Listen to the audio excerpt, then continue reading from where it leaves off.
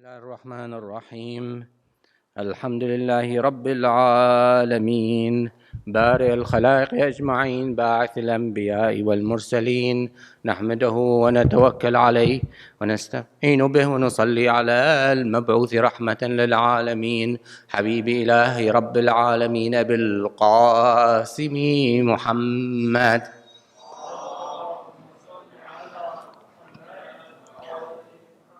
وعلى أهل بيته الطيبين الطاهرين، واللعن الدائم على أعدائهم أجمعين إلى قيام رب الدين. بسم الله الرحمن الرحيم. رب اشرح لي صدري ويسر لي أمري واحلل عقدة من لساني يفقه قولي. السلام عليكم ورحمة الله وبركاته. Today we are remembering the shahadat of our Imam, Al-Imam Ali bin Al-Hussein bin Ali bin Abi Talib alayhi salati wassalam. So our Imam in Risalatul Huquq, the Imam who wrote the Risalatul Huquq, and he told us the rights of Allah subhanahu wa ta'ala. And part of the rights of Allah subhanahu wa ta'ala, what's the Imam mentioned to us, فَإِمَّا حَقَّ اللَّهُ الْأَكْبَرُ فَإِنَّكَ تَعْبُدُهُ لَا تُشْرِكُ بِهِ شَيْئًا فَإِذَا فَعَلْتَ ذَلِكَ بِإِخْلَاصٍ جَعَلَ لَكَ عَلَى نَفْسِهِ أَنْ يَكْفِيكَ أَمْرُ الدُّنْيَا وَالْآخِرَةِ ويحفظ لك ما تحب منها. Before we start to analyzing this hadith or the sayings of the Imam about the rights of Allah subhanahu wa ta'ala, I would like to answer this question. Do we need Allah subhanahu wa ta'ala in dunya? We know it's like in akhirah, Allah will judge us, either we go to the Jannah or not, and what we are doing is for our akhirah. But do we need him for our life here? Like when we have problems, we have difficulty, do we need Allah subhanahu wa ta'ala? Is Allah has any roles with us? Before we answer this question, we look to our relationship with our mothers.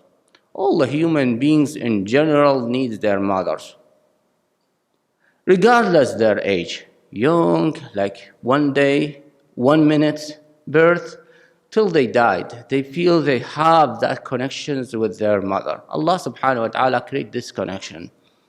And this is a connection is an example, is a small example for our connection with Allah subhanahu wa ta'ala. So our mother is a source of kindness and mercy. When we have a difficult time, we need her at least to express ourselves to her what happened. In a good time, we want to tell her the good news. Allah subhanahu wa ta'ala, as we said, this is a small example of how we should connect to Allah subhanahu wa ta'ala. Allah is our creator. And he mentioned in Surah Al-Nahl, Bismillah ar-Rahman ar-Rahim, ayah number 97, مَنْ عَمِلَ صَالِحًا مِنْ ذَكَرٍ أَوْ أُنْثَى وَهُوَ مُؤْمِنٌ فَلْنُحْيِيَنَّهُ حَيَاةً طَيِّبَةً. حَيَاةً طَيِّبَةً. Allah mentioned hayat tayyibah. That's Allah has controlled our life. How he controlled our life? He give us the good life. So how we get the good life? That's who will answer it today, inshallah. But Allah has the ability to give us the good life. What's the good life? To feel happy in our life. No stress, no anxieties. All this is the things that we feel sadness, feel unhappy in our life. This is make our life is not good enough. Allah in His hand, He can give us the good life. And we'll look to another ayah with Surah Al-Talaq, ayah number 2 and 3. So portion of ayah number 2, وَمَنْ يَتَّقَ اللَّهِ يجعل له مخرجا. So when you have difficulties in your life, Allah have ability to show you the right way to solve these difficulties. But whatever is difficulties, He's in His hand. Can He change your life to find a solution for why you feel unhappy in your life?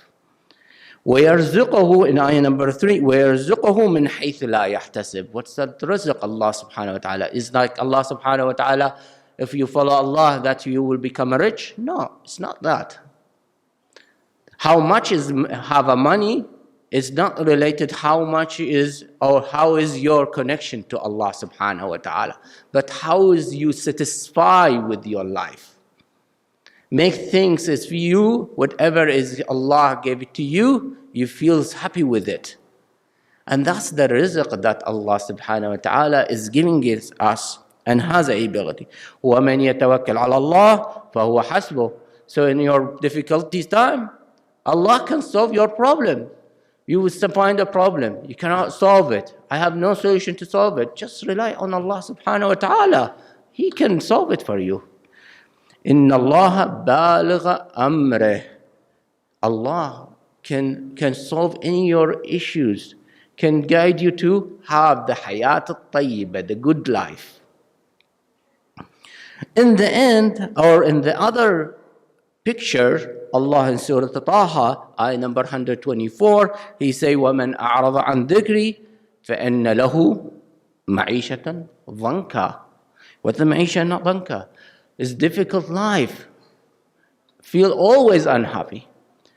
Don't think that the people where they have very rich, have big houses, many cars, they go travel every time, they are happy in their life. If they don't connect to Allah subhanahu wa ta'ala, their life is not happy. And that's why we see so many of rich people, they committed suicide. Why? Because they are not happy with their life. The money is not giving you that happiness. The happiness is with Allah. He can give it to you happiness. Or regardless, you are poor or rich. Allah, another answer, how to establish that connection to Allah. I want to get the hayat al-tayyibah. I want to have a life without sadness. I want to have a life without stress, anxiety, and all that names of all these diseases. How I can do it? What I need to do to gain this? If you look into this example of the mother, when you treat your mother well, what will happen? Your mother will be proud of you. That's right. You connect with her, you always talk with her. She will be proud of you. Why she will be proud? She will look to you as you are a responsible person. You appreciate the other people's efforts, especially her efforts. She is the most person who sacrificed for you. She sacrificed all her life for you. And if you are not appreciating her, she will be sad, not because she will know one day your children, they will not be good with you. And she will be sad for you. Other than Allah will punish you because you are not good with your mother, but is your life. I'm just going to focus today on your life here, not the life in the hereafter. Your life will be in more difficulties if you're not good with your mother. There is a story, always the ulama mention it. I don't remember how many times I hear that story. I don't remember it all the time. There's a man in the market. The people saw him. His son is beating him. So they tried to stop him from beating him. And he told them, leave him, leave him. He said, I did the same things for my parents, for my father. I take my father, I beat him in the market, and now it's returned back to me. So always what you do to your parents, you will see it exactly, maybe worse will happen to you after that. So how we can establish these relationships? Also, there's one thing is also, the mother, when you're dealing with her, you're good with her, she will have more energetic. She will have more enthusiasm to do more for you. Allah subhanahu wa ta'ala has a different things. Allah doesn't need our connections. We need Him. We don't. He doesn't need us. If we are good, it's good for ourselves. If we are bad, we are bad for ourselves. For Him, He can create millions of persons similar to you. He doesn't. He can say anything kun fayakun. Allah does not require you to be good to Him because He does not need it, but He required you to be good for you. He is required to connect with Him for you. Imam alayhi salatu wasalam, Imam Zain Al-Abideen, we called him Imam Al-Sajad, we called him, and his Imam Ali bin Al-Hussein alayhi salatu wasalam, alayhima salatu wasalam. فَأَمَّا حَقُّ اللَّهِ الْأَكْبَرِ فَإِنَّكَ تَعْبُدُهُ. What's the right of Allah? The biggest right of Allah subhanahu wa ta'ala? To worship Him. Ibadah mean obeying Allah subhanahu wa ta'ala. If ibadah means slave to Allah subhanahu wa ta'ala, mean you obeying Allah in everything. But if we look into the ibadah in general, is to worship Allah subhanahu wa ta'ala. لا تشرك به شيئا. Do not associate anyone with Allah subhanahu wa ta'ala. فَإِنْ فَعَلْتَ ذَلِكَ بِإِخْلَاصٍ. If you worship Allah, you became a slave to Allah subhanahu wa ta'ala. Do not associate anything with Allah and be sincere in your worship to Allah subhanahu wa ta'ala. جَعَلَ لَكَ عَلَى نَفْسِ أَنْ يَكْفِيكَ أَمْرَ الدُّنْيَا وَالْآخِرَةِ. We focus on the dunya. Allah will fix your life. Any difficulties, it will solve. You will face difficulties because all these difficulties is the test. Even Allah subhanahu wa ta'ala in one ayah in the Quran, I don't remember exactly the ayah, but the meaning of this ayah is say, even He testing the prophets with a lot of difficulties in their life to see how they are patient, how they are sincere to Allah subhanahu wa ta'ala. When they show their patience and they are sincere to Allah, Allah will fix the things for them. Like for example, the Prophet Muhammad sallallahu alaihi wasallam, for years and years, more than 22 years, he is a qaleel, is very few people following Islam. But after like around 22 years, I don't remember how many years, there's people join the Islam, afwaja, fawj ba'da fawj, resulting of his patience and sincerity to Allah subhanahu wa ta'ala. وَيَحْفَظْ لَكَ مَا تَحُبُّ مِنْهَا. Even what you keep, you like your children, Allah will protect your children. You like maybe your wealth, Allah will protect your wealth. Allah will protect anything that you feel is valuable for you in this dunya. He will protect you if you are sincerely worship. And the best ibadah, is the salat. When you have a friend, for example, how you go connect with your friends? You chat with your friends. That's the best, easiest way. You start to make a friends, you start to chat with them, call them, send them messages, and that's the first step to gaining your friends. The salat is you talking with Allah 5 times. That is the best way to connect with Allah. Allah subhanahu wa ta'ala specified times and a specified way and a specified amount of ruk'ah to do the salat. For example, if I can say, okay, I want to change the salat to al-maghrib, I can do it 4 ruk'ah. Why I do it 3 ruk'ah? Doesn't work. If you, for example, cook a cake, you say, I like a cake to be fluffy, for example. I will add more water. What will happen to your cake? Will be good? No. So everything has amount Also, how you connect to Allah subhanahu wa ta'ala, Allah show us how to we.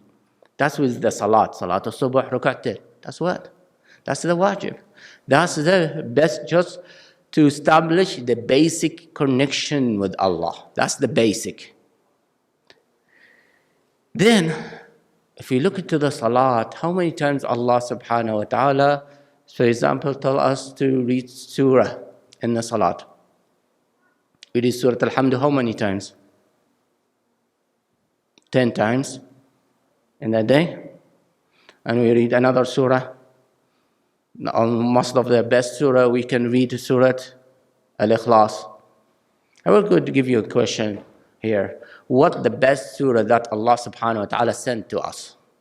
The best surah in the Quran. Allah sent 114 surah. Surah Al-Baqarah is the longest surah. Maybe Surah Al-Kawthar and A'tainaka Al-Kawthar may be the shortest surah. But what the best surah in the Quran? Yes, Hassan. Surah Al-Fatiha. Surah Al-Fatiha is the best surah that Allah subhanahu wa ta'ala is basically, He sent it a gift to our Prophet Muhammad sallallahu alayhi wa sallam. Allah did not give it to anybody, all His prophets. He gave Bismillah ar-Rahman ar-Rahim to Sulaiman. If you read in the Quran, Kitabun, and the book, He sent it to Balqis, started with Bismillah ar-Rahman ar-Rahim. Everything we do in the life, we should say Bismillah ar-Rahman ar-Rahim. Eat, sit down, walk, drive a car, start study, start work, start cooking. Everything we started with Bismillah ar-Rahman ar-Rahim. But the Prophet Muhammad sallallahu alaihi wasallam get all the surah, and it's given to us. Why is Allah give it to us? Because we are better than Prophet Ibrahim alayhi salatu wasalam? We are not better than Prophet Ibrahim. Are we better than Prophet Nuh? We are not better. Because the Prophet Muhammad sallallahu alayhi wasallam, because he's the rahmah for all this humanity. Because his rahmah, we get this surah. Allah subhanahu wa ta'ala became a wajib for us to read it in our salat. We read it at minimum 10 times a day. If we look into Surah Al-Hamd, how she started is praising Allah subhanahu wa ta'ala. Bismillah ar-Rahman ar-Rahim. He's saying Allah is the merciful. He's saying Allah is Al-Hamd. You praise Allah subhanahu wa ta'ala. He said Allah is the Malik Yawmuddin. He's the everything is in His control. Then what after? What the second sections of the surah? Iyyaka na'budu wa iyyaka nasta'in. We admit that we are saying we are sincerely worshiping you. We are sincerely rely on you. That's what we're telling Allah subhanahu wa ta'ala in this surah. Then we ask the hidayah, the guidance from Allah. I can say I am worship Allah subhanahu wa ta'ala. Without guidance of Allah, I cannot be worshipping Allah subhanahu wa ta'ala. اهدنا الصراط المستقيم صراط الذين أنعمت عليهم غير المغضوب عليهم ولا الضالين. So the surah has three sections. Even when we're looking to the speeches of the Ahl al-Bayt alayhim as-salatu, how they start their speeches? By praising Allah subhanahu wa ta'ala. Many of their dua starting with praising Allah.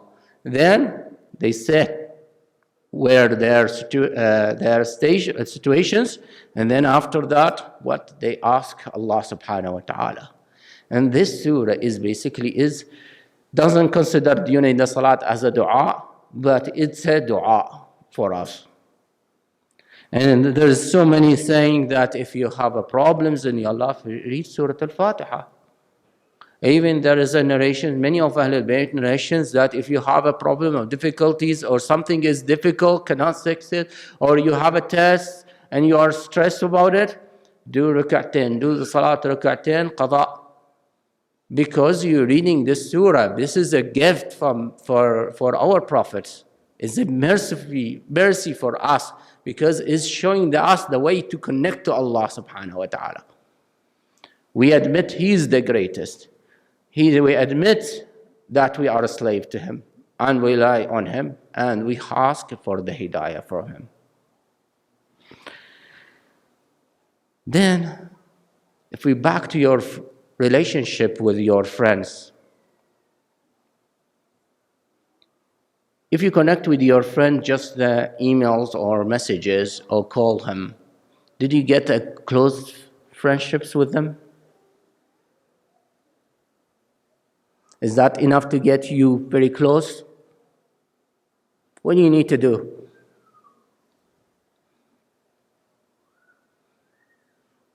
I don't hear you. Yeah, you talk to them. Yeah? Okay. Well, you can gain their closest relationship. Invite them, for example, for food.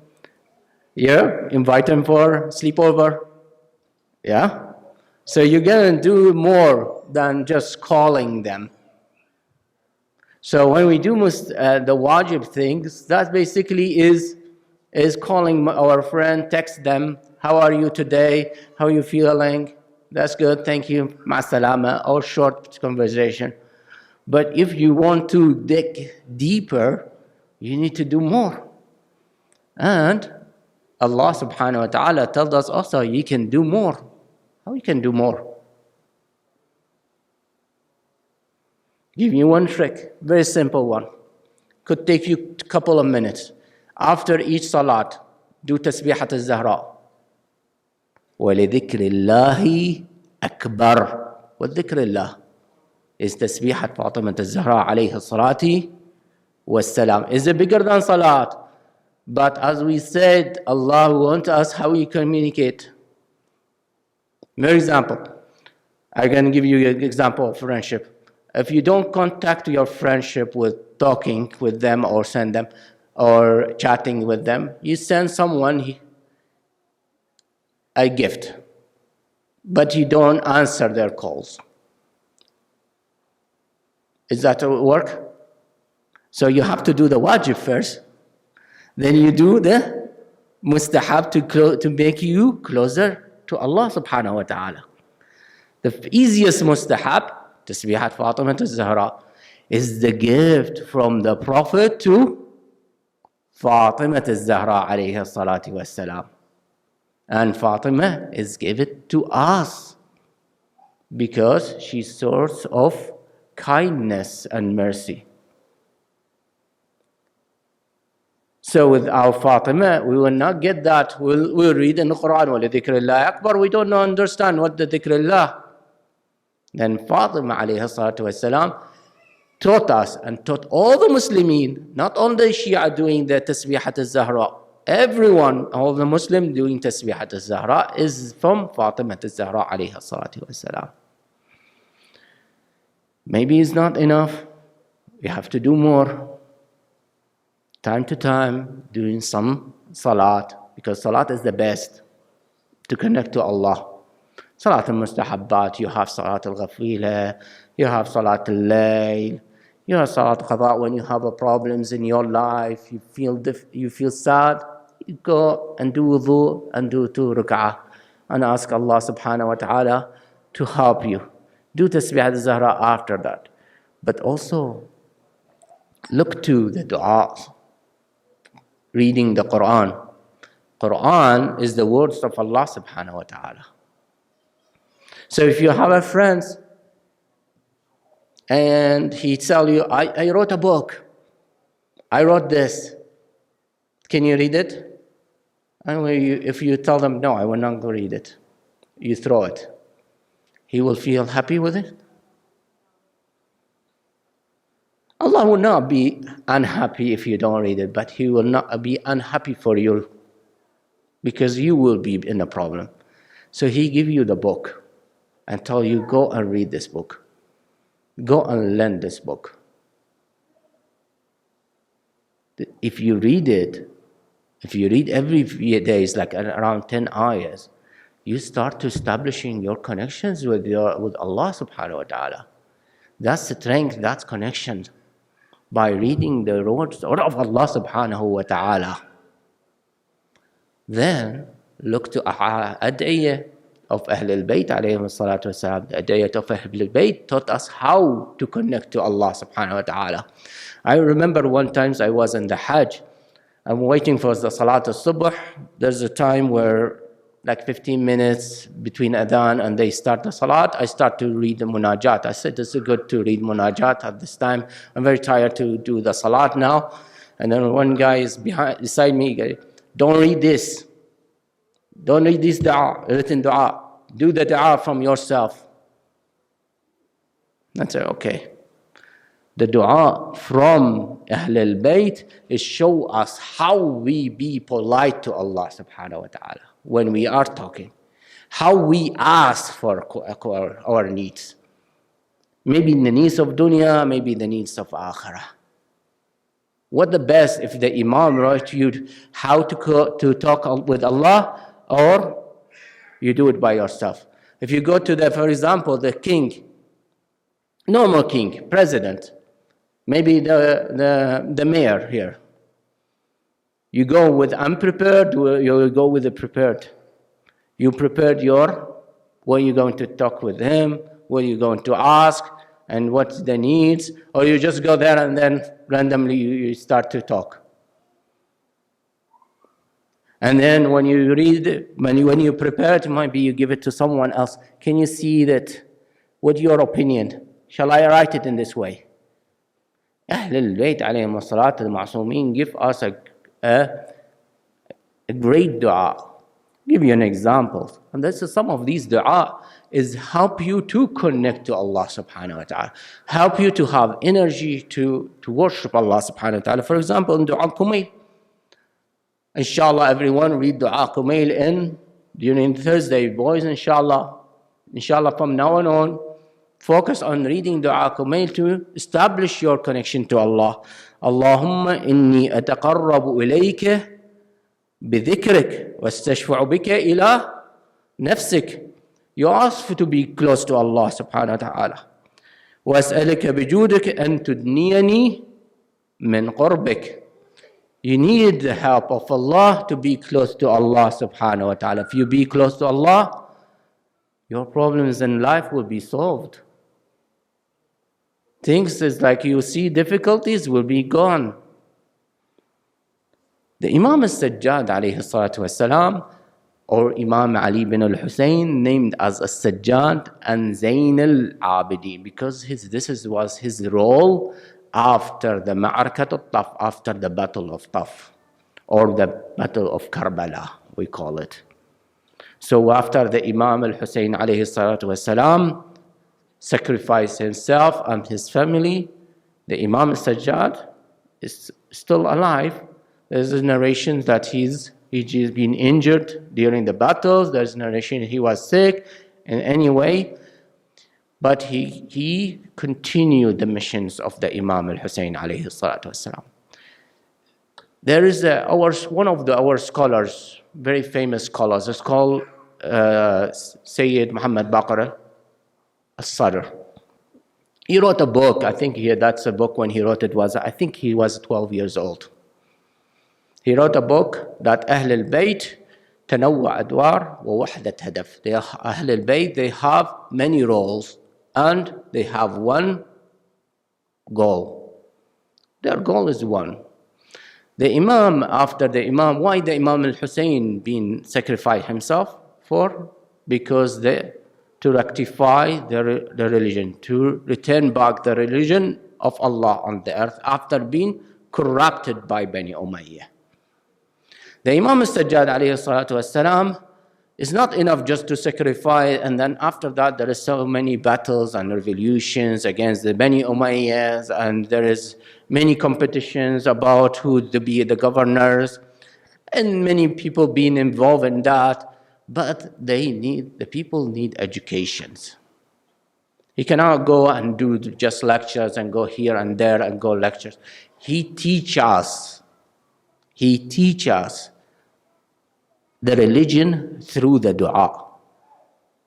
He teach us the religion through how he worshipping Allah subhanahu wa ta'ala. So his role to rectify the Islam after being corrupted by Bani Umayyah continues the mission of the Imam Al-Hussein. If he did not do that role, the Islam will gone. If he will participate with the wars, the battles, the Islam will gone. So he kind of play another role, the role of education through worshipping Allah subhanahu wa ta'ala. Because you need that. You need to worship to be close to Allah. If you are far away from Allah, you need the ibadah to take you close to Allah subhanahu wa ta'ala. The Imam Al-Sajad, he wrote the As-Sahifa Al-Sajadiyah. Al-Sajad, that means he does the sujood, from long sujood of the Imam Sajad, call him sujood. Zain Al-Abideen, because from his ibadah, he's the fruit or the goodness of the ibadah. So this is the things that the people know him, Zain Al-Abideen, Sajad, because the worship. That's the worship is the message. That's make the Islam continue to nowadays by the role of the Imam Sajad alayhi salatu wasalam. So the Imam Sajad wrote the Sahih al-Sajadiyah. Do you know how many sections in the Sahih al-Sajad, or how many dua is there? There is a 54 dua in Sahih al-Sajadiyah. Looks to these dua. How many dua he wrote it for us, for our needs in this life.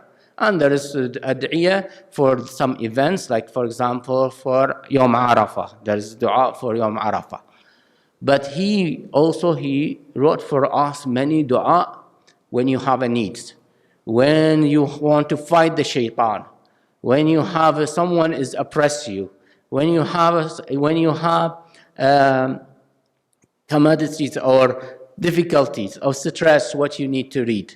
So he give us so many tools. Unfortunately, Shia, we are not using his tools.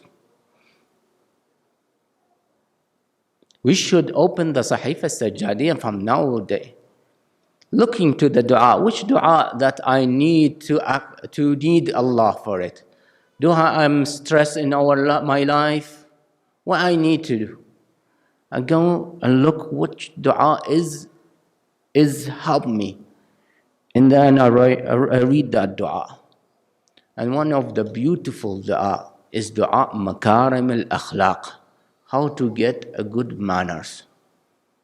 I do recommend everyone to read that dua at least once a month. At least one a month.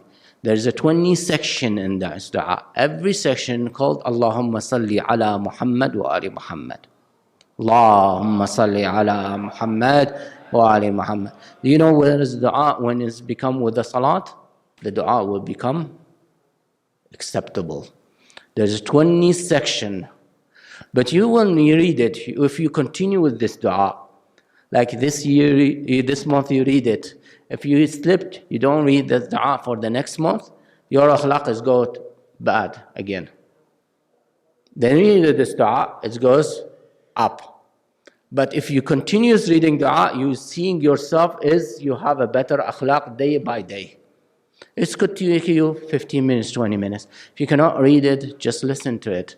Try to read some translation for this dua. This dua is the gift from our Imam.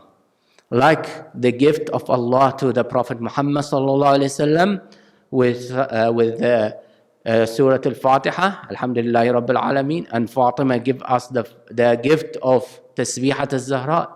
Imam Al-Sajad give us 54 gifts. And one of the best gifts is dua Makarim al-Akhlaq. Don't just read you some of his dua, which is for the ham. Ya Faraj al-Ham, wa ya Kashif al-Gham, ya Rahman al-Dunya wal-Akhirah wa Rahimuha. Salli ala Muhammad wa ali Muhammad.